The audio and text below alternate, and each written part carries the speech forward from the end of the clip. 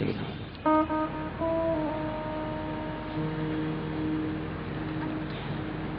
श्री सीताराम। प्यारे प्रभु प्रेमियों,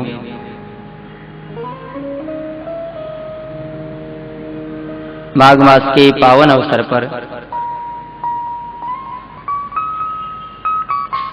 श्रीमद् भागवत महापुराण सप्ताह भक्ति ज्ञान यज्ञ का आज 7वां दिन। पूर्व के कथा प्रसंग में हम सभी श्रवण कर रहे थे प्रभु की बाल लीलाओं का वर्णन।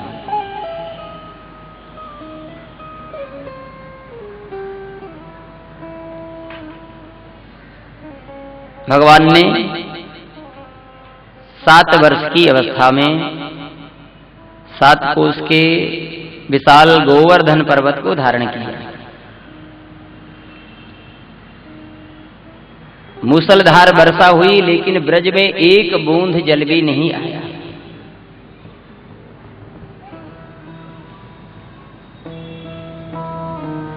भगवान ने अपने चक्र सुदर्शन को ऊपर लगा दिया था और एक तरफ श्री अगस्त जी महाराज अंजलि बांध करके बैठे हुए थे। सो जितनी बारिश हुई, श्री अगस्त जी महाराज सारे जल को ग्रहण कर गए।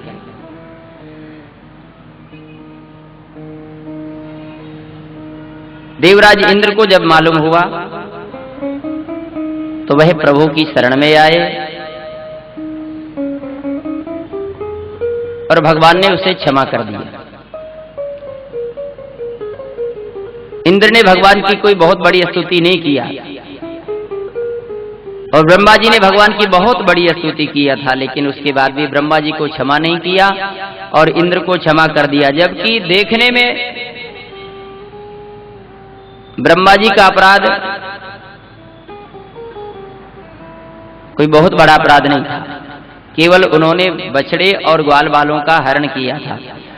और ये इंद्र ने बोले, इंद्र का तो बहुत बड़ा अपराध था, सारे ब्रज को समाप्त करने का संकल्प उसने लिया था, ब्रज को मिटाने का।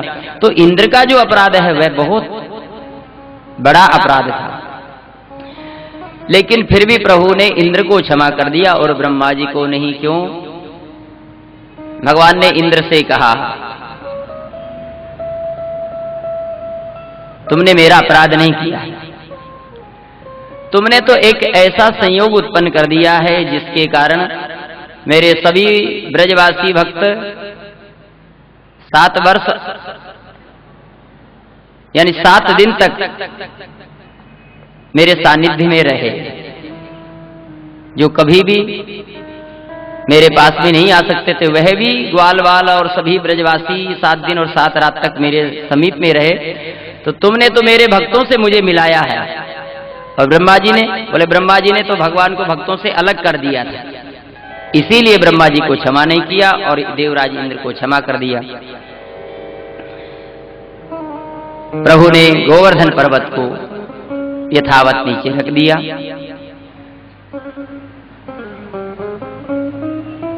और अपने ही समान श्री गिरिराज महाराज को बना दिया।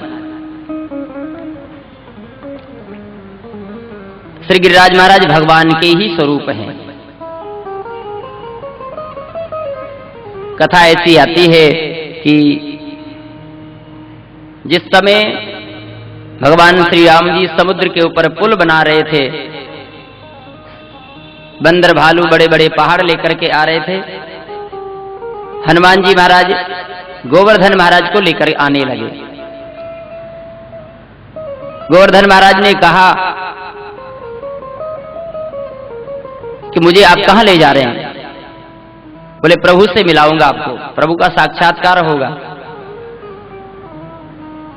हनुमान जी गोवर्धन महाराज को लेकर के आ रहे थे। जैसे ब्रज में आए तो समाचार मिल गया कि अब पुल संपन्न हो चुका है, अब किसी पहाड़ पत्थर की आवश्यकता नहीं है। हनुमान जी ने वहीं पर रख दिया। तब श्री गिरिराज महाराज ने कहा, हनुमान जी आपने तो मुझे प्रभु से मिलाने का वचन दिया था, फिर आपने मुझे बीच में ही छोड़ दिया। हनुमान जी ने कहा, बोले मैं अभी प्रभु से आज्ञा लेकर के आता हूं। हनुमान जी गए और प्रभु से निवेदन किया, प्रभु मैंने वचन दिया है गोवर्धन महाराज को आपके दर्शनों के लिए, क्या आज्ञा है उनके लिए। तब भगवान श्री राम जी ने कहा कि इस युग में तो नहीं, लेकिन मेरा जो अगला अवतार होगा द्वापर युग में कृष्ण अवतार, उस समय मेरा उन्हें दर्शन होगा। अपनी छोटी उंगली के ऊपर 7 दिन तक उन्हें हम धारण करेंगे और मेरे ही समान उनकी पूजा होगी। इस प्रकार से हनुमान जी ने कहा। हनुमान जी ने आकर के श्री गिरिराज महाराज को सुना दिया। आज द्वापर युग में प्रभु श्री कृष्ण ने गोवर्धन महाराज को अपनी उंगली के ऊपर धारण किया और अपने ही समान आज श्री गोवर्धन महाराज को बना दिया।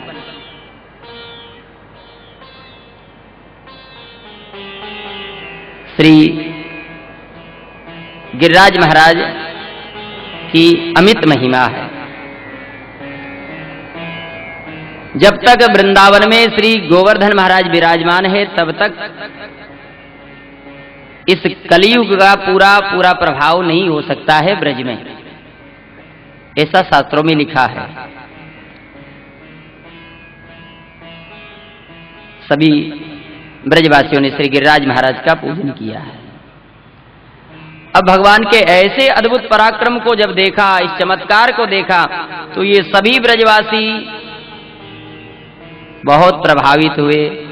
जैसे भगवान ने पर्वत को नीचे रखा, सबने दौड़ करके अपने कन्हैया को हृदय से लगा लिया और फिर ये ब्रजवासी मिलकर के नंद बाबा से कहने लगे, नंद बाबा सही सही बताइए, आपका ये बालक कौन है, आप कहां से लेकर के आए, जिसने 7 वर्ष की अवस्था में इतने विशाल पर्वत को उठा लिया, बताइए ये कौन है। तब श्री नंद बाबा ने कहा कि गर्गाचार्य जी ने जब इनका नामकरण संस्कार किया था तो उस समय बताया था कि तुम्हारा पुत्र साक्षात नारायण के ही अवतार है।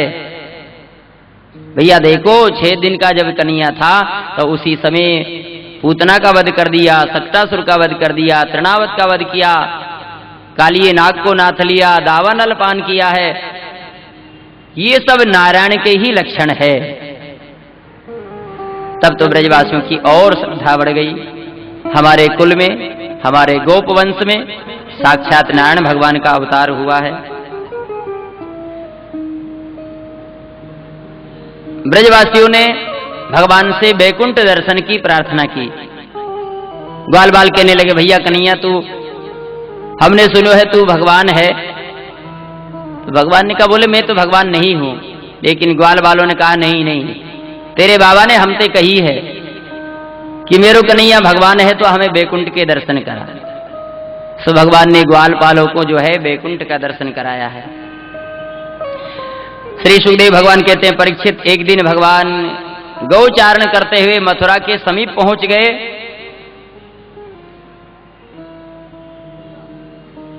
और प्रभु ने गौचारण के बहाने यज्ञ पत्नियों के ऊपर कृपा किया है।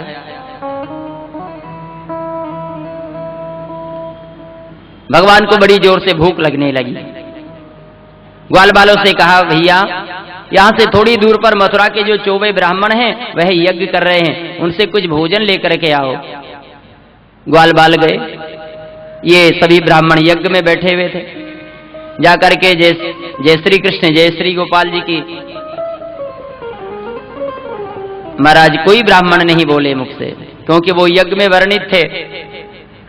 ग्वाल वालों ने कहा, भैया हम कन्हैया के सखा हैं, हमारे कृष्ण बलराम को बड़ी जोर से भूख लग रही है, कुछ प्रसाद मिलेगा।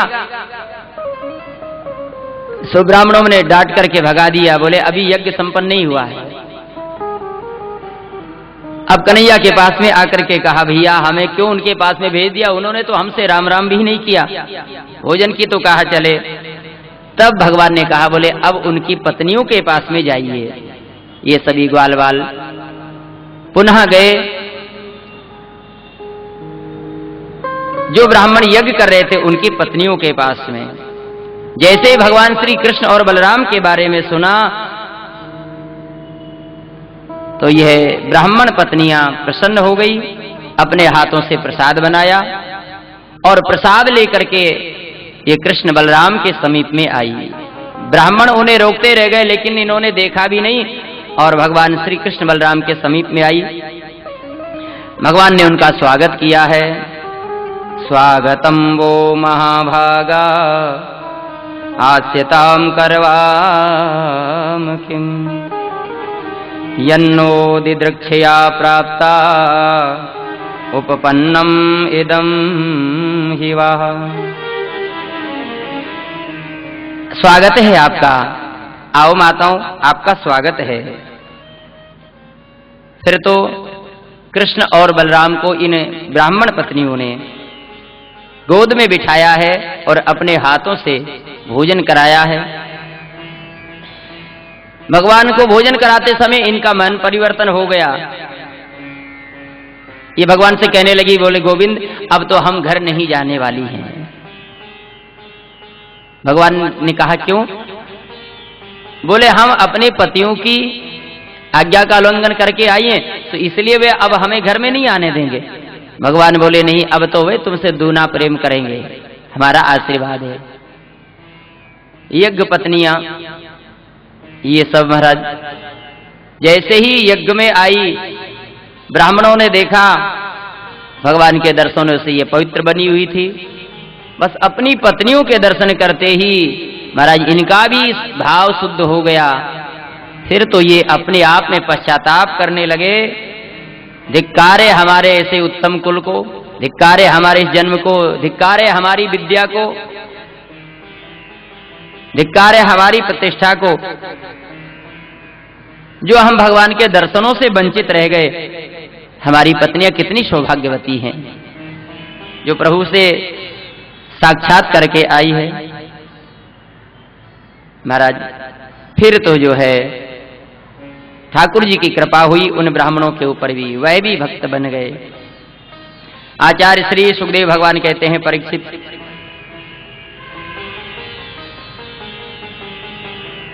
एक दिन भगवान ने देखा कि शरद पूर्णिमा की रात्रि है। शरद पूर्णिमा की रात्रि महाराज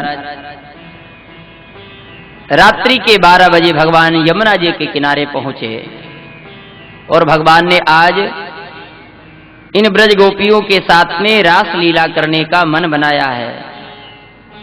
यहां से श्री सुखदेव भगवान ने रास पंचाध्यायी का वर्णन किया है। रास लीला क्या है इसको समझ लेना चाहिए। रास में प्रवेश कब मिलता है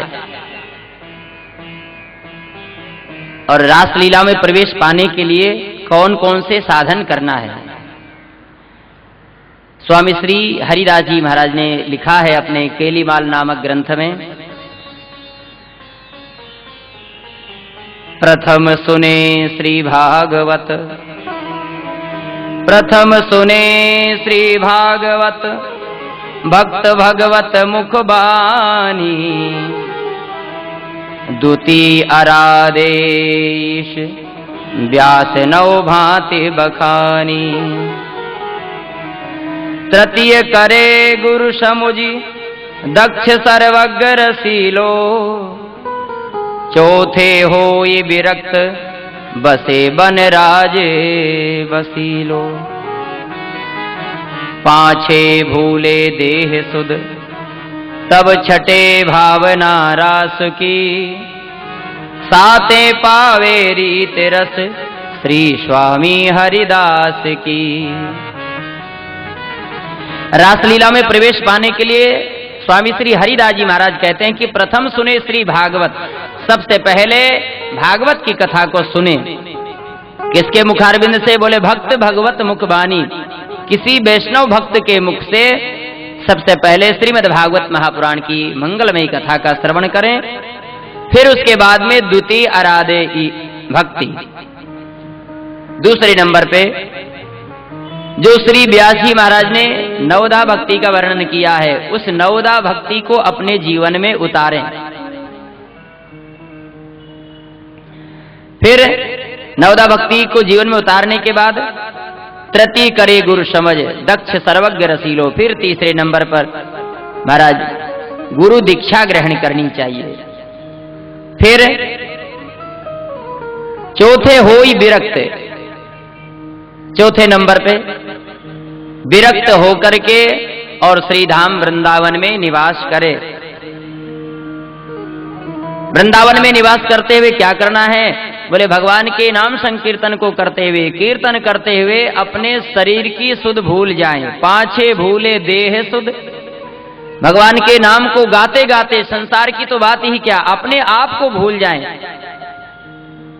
यानी भाई जगत को बिल्कुल भूल जाएं। मन हमारा एकदम प्रभु में एकाग्र हो जाए तो अपने शरीर की सुध भूल जाए। पांचे भूले देह सुध, तब छठे भावना रास की। तब छठवें नंबर पे रास की भावना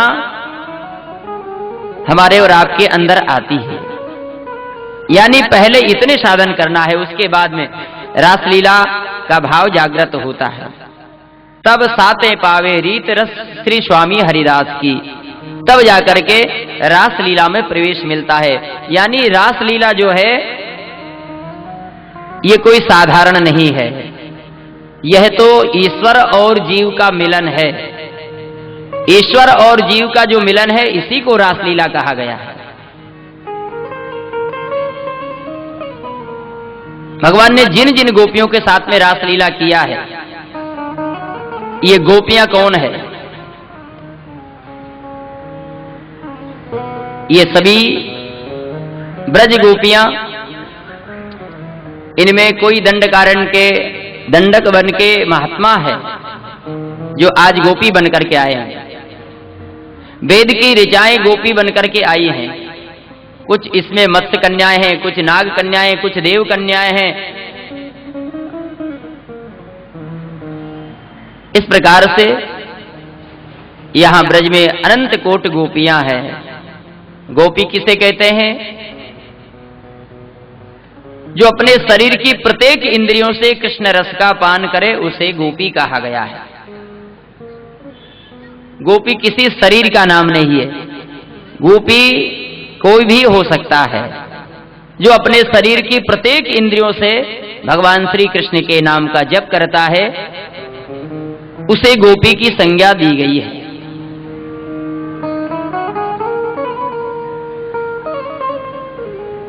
जिन्होंने लाखों वर्ष तपस्या की है फिर भी एक झलक प्रभु की नहीं दिखाई पड़ी, आज वह महात्मा यहां गोपियों के रूप में आए हैं। प्रभु ने आज इन सबकी साधनाओं का फल देने का निश्चय किया है। आज शरद पूर्णिमा की रात्रि है। भगवान यमुना जी के किनारे बंसी बट पर पहुंचे हैं।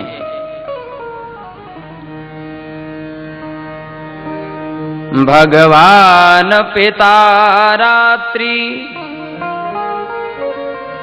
शरदोत्फुल्ल मल्लिका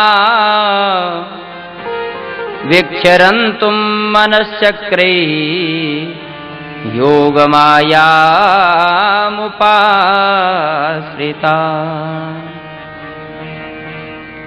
भगवान ने योग माया का सहारा लिया है और योग माया का सहारा लेकर के, यानी भगवान भी जब कोई लीला करते हैं तो माया को जरूर साथ में रखते हैं। बिना माया के भगवान कोई लीला नहीं करते हैं। योग माया का सहारा लेकर के प्रभु ने अपनी बंसी का वादन किया है, वेणु वादन किया है प्रभु ने यमुना जी के किनारे बंसी बट पर। अब उस बंसी में जो प्रेम का बीज मंत्र है, उस बीज मंत्र का प्रभु ने उच्चारण किया है, जिसके द्वारा गोपियों के हृदय में प्रेम प्रकट हो। और उसमें भी जिस जिस गोपी का प्रभु ने नाम लिया उसी गोपी ने प्रभु की बंसी को सुना है। जिसको भगवान बुलाना चाहते थे उसी गोपी ने भगवान की बंसी की आवाज को सुना है। निशम्य गीतम तदनंग वर्धनम ब्रज स्त्रिया कृष्ण गृहीत मानसा आजग्मुरन्योन्मलक्षितोद्यमा स यत्र कांतो जवलोल कुंडला। भगवान ने जिस जिस गोपी का नाम लिया उसने बंसी की आवाज को सुना, और जो गोपी जिस हाल में थी जैसे ही बंसी की आवाज को सुना महाराज वैसे की वैसे दौड़ पड़ी। एक गोपी गाय का दूध निकाल रही थी, अभी आधा दूध निकला है आधा नहीं निकला है, तब तक श्याम सुंदर की बंसी की आवाज सुनाई पड़ी। पटक दिया मटकी को और दौड़ पड़ी भगवान श्याम सुंदर से मिलने के लिए। एक गोपी अपने बालक को दूध पिला रही थी, बालक ने अभी पूरा दूध नहीं पिया था, तब तक बंसी की आवाज सुनाई पड़ गई। उतार दिया बालक को गोद से नीचे और दौड़ पड़ी भगवान से मिलने के लिए। कहां बजी ये बंसी, बंसी की आवाज कहां से आ रही, बस ऐसे कह करके और दौड़ रही है गोपियां। एक गोपी वस्त्र धारण कर रही थी, लहंगा पहन लिया है, चुनरी ओढ़ने जा रही थी, तब तक बंसी की आवाज सुनाई पड़ गई। महाराज पटक दिया चुनरी को और दौड़ पड़ी प्रभु से मिलने के लिए। अब ऐसी फुर्सत कहां है कि जिससे वस्त्र धारण किए जाएं।